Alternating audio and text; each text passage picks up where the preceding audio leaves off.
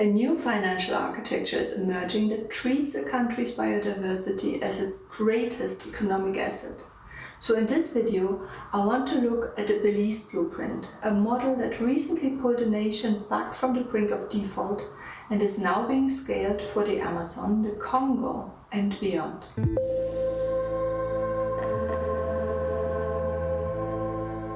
For many nations in the global south, the start of the 2020s felt like a dead end.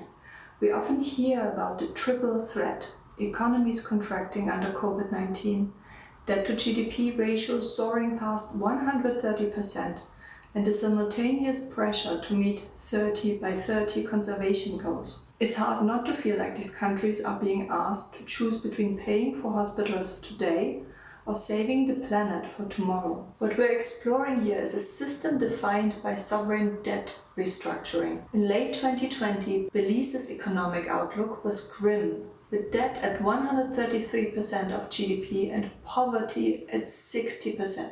Today, that same nation is being heralded as a global leader in blue finance.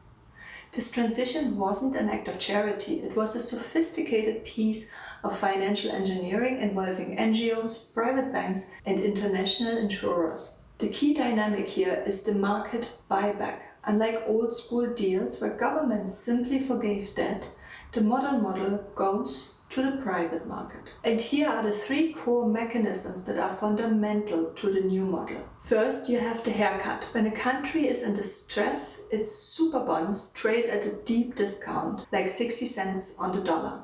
Secondly, you need the refinancing. An organization like the Nature Conservancy provides a loan to the country to buy back the debt at a discounted price. And third, it needs a safety blanket. To make this new loan affordable, a developed nation like the US provides political risk insurance. This turns a risky debt into a high-grade investment, dropping interest rates from 20% down to 6%. The numbers from the Belize deal are startling. By retiring their old bonds, they reduced their debt-to-GDP ratio from 133% to 64% almost overnight.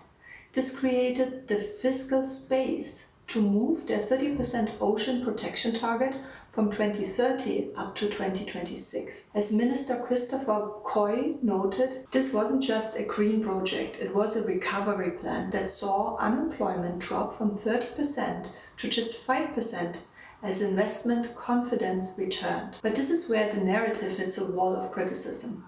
Skeptics point to the transaction costs. The millions spent on lawyers, bankers, and middlemen to set up these complex special-purpose vehicles. There's also the blue-washing debate.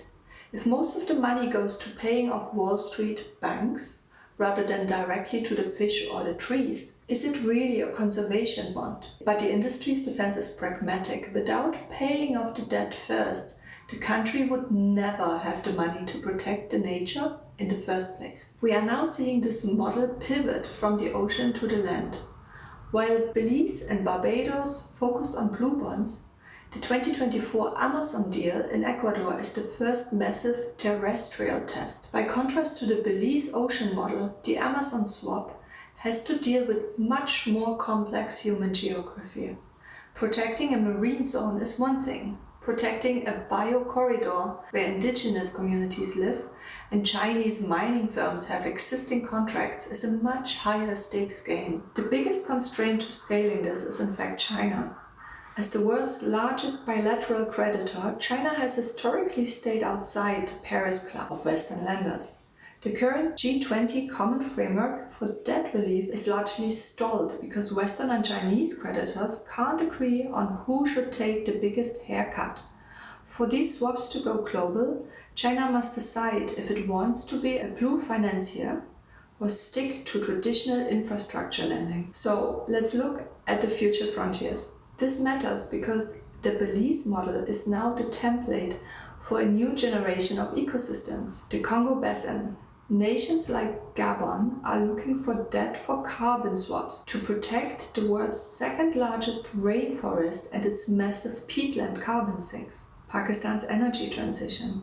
A proposed swap where debt is forgiven in exchange for retiring coal-fired power plants and replacing them with solar, addressing climate change at the source. And then there's Zambia and the lithium triangle, swapping debt to ensure that the green minerals needed for EV batteries are mined using strict ecological standards rather than through destructive raw extraction. So what we're seeing is a fundamental shift in how we define a wealthy nation. Is it the country with the most gold in the world, or the one with the most carbon in its soil?